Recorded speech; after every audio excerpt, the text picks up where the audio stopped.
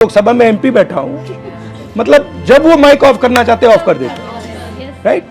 ये हिंदुस्तान की हिस्ट्री में पहली बार हुआ है। 1947 के बाद ये पहली बार हुआ है। 90% को हटा दिया, ब्यूरोक्रेसी में तो आपको हटा दिया, कॉर्पोरेट इंडिया में कोई नहीं है, जुडिशरी में कोई नहीं है, पावर सिस्टम में 9% 10% लोग चला रहे हैं और 90% को इन्होंने कहा भैया तुम जाके रिप्रेजेंटेशन करो।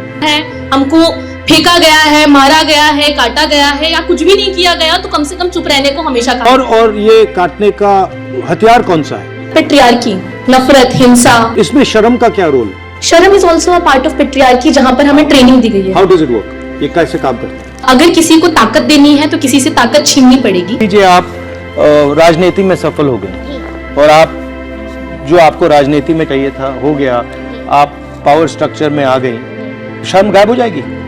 आज पॉलिटिक्स में मेन लड़ाई किस बात की? संविधान को बचाने की। नहीं तो संविधान को बचाने के लिए आरएसएस संविधान पर आक्रमण कर रही है और कांग्रेस संविधान को बचाने की कोशिश कर रही है।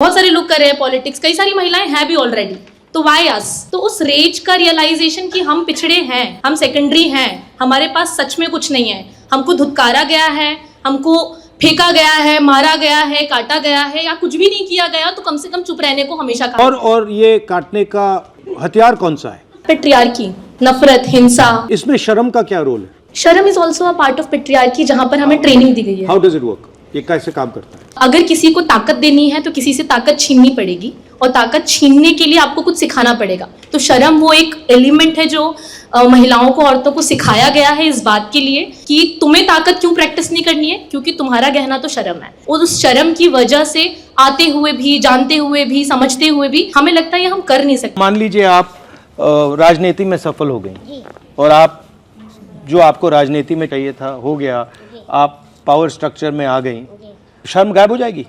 नहीं, शर्म गायब हो जाएगी तो ट्रैप तो शर्म है कि जब हम अपने आप को मान लेंगे कि हम एकदम बराबर हैं, तब जब मैं मगर समाज तो नहीं मानेगा ना। समाज नहीं मानेगा, धीरे धीरे समाज मानता है और धीरे धीरे उनके बीच में जाना, उठना, बैठना, उनसे बात करना, चीत करना, उनके दुख सुनने शामिल होना, उनको एक बहुत बड़ा संगठन बनाना। उस संगठन का नाम हमने रखा महिला शक्ति संगठन। आज धीरे धीरे भाई भी उसमें आ रहे हैं, उनको लगता है कि नहीं ये काम हो रहा है, तो कई तरह से तोड़ेंगे। आज पॉलिटिक्स में मेन लड़ाई किस बात की?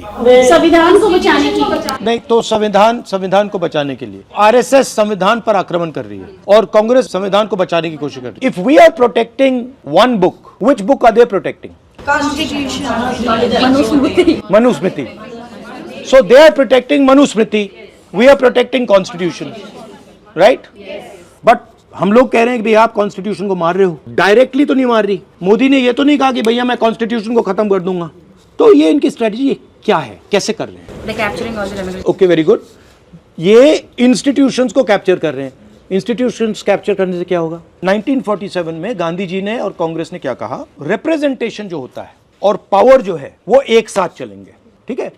मतलब अगर आप एमएलए बने, रिप्रेजेंटेटिव चुने गए, तो आपको पावर दी जाएगी। ये कॉन्स्टिट्यूशन में कहा गया है और ये कांग्रेस ने हमेशा किया है। अब बीजेपी ने नया कॉन्सेप्ट निकाला है। ये पहले सिस्टम था रिप्रेजेंटेशन और पावर एक साथ, अब इन्होंने ये कर दिया, पावर इस साइड कर दी, रिप्रेजेंटेशन इस साइड कर दी। ये कह रहे हैं कि भैया देखो, दलित हो, आदिवासी हो, पिछड़े वर्ग के हो, तुम लोकसभा विधानसभा में जितना आना चाहते हो आ जाओ, हम बैठा देंगे तुम्हें, मगर विधानसभा में, लोकसभा में पार नहीं होगी, पावर कम इधर ले जाएंगे। तो 90% हिंदुस्तान क्या सोच रहा है? बड़ा खुश है कि भैया देखो हमें लोकसभा में टिकट दे दी, हमें विधानसभा में टिकट दे दी, हमें पंचायतों में टिकट दे दी।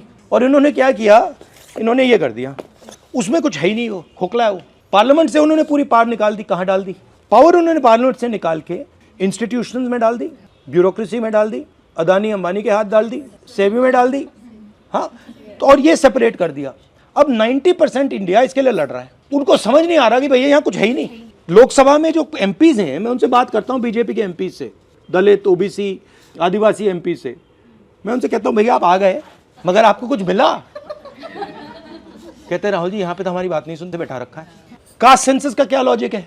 अब कास्ट सेंसस से हम क्या करेंगे? हम पूरे देश को दिखा देंगे भैया इसमें कोई पार है ही नहीं, पार यहाँ है। और फिर 90% को पता लगेगा कि यार ये तो हमारा बेवकूफ बना दिया, इसमें तो पार है ही नहीं, पार उधर है, चलो उधर चलो। आपने मुझे पहले कहा कि देखिए हम पावर में पार्टिसिपेट करना चाहते, और आपने मुझे कहा कि देखिए हम रिप्रेजेंटेशन के थ्रू पावर में पार्टिसिपेट करना चाहते हैं। और मैं आपसे कह रहा हूं कि जितनी रिप्रेजेंटेशन लेनी है ले लो। कुछ नहीं मिलेगा। मैं मतलब लोकसभा में एमपी बैठा हूं, मतलब जब वो माइक ऑफ करना चाहते हैं ऑफ कर देते हैं, राइट। ये हिंदुस्तान की हिस्ट्री में पहली बार हुआ है। 1947 के बाद ये पहली बार हुआ है। 90% को हटा दिया, ब्यूरोक्रेसी में तो आपको हटा दिया, कॉर्पोरेट इंडिया में कोई नहीं है, जुडिशरी में कोई नहीं है, पावर सिस्टम में 9% 10% लोग चला रहे हैं, और 90% को इन्होंने कहा भैया तुम जाके रिप्रेजेंटेशन करो, और उसमें कुछ है ही नहीं। तो फिर पावर मिलेगा कैसे? कांग्रेस पार्टी का क्या लक्ष्य है? 50% रिजर्वेशन, जाति जनगणना, पब्लिक सेक्टर। अब हम क्या करने जा रहे हैं कि हम देश को बताना चाह रहे हैं कि देखिए